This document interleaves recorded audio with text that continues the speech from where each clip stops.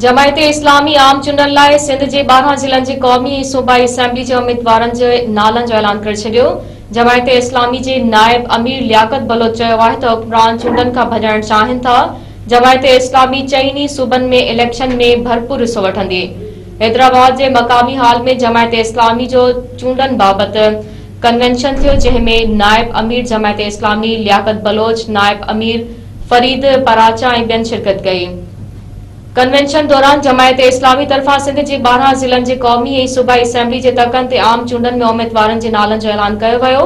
लियाकत बलोच उम्मीदवारनि जे नालनि जो ऐलान कंदे चयो त हैदराबाद जे NA 219 ते सरदार ज़ुबैर सोलंकी, NA 220 ते हाफ़िज़ ताहिर मजीद, NA 221 ते अदनान दानिश जमायते इस्लामी जा उम्मीदवार हूंदा।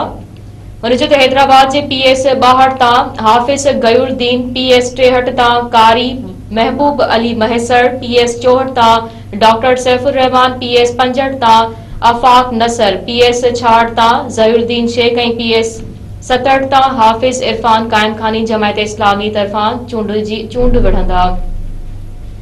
हुन शफ़ाफ़ चूंडनि ऐं फ़ौज जी सियासत मां मुदाख़लत ख़त्म करण जो मुतालबो कंदे चयो त पंजाब ऐं KPK जूं असेंबलियूं तोड़ण इमरान खान जो ग़लत फ़ैसिलो हो। आम चूंडनि में जमायत इस्लामी भरपूर नमूने हिस्सो वठंदी।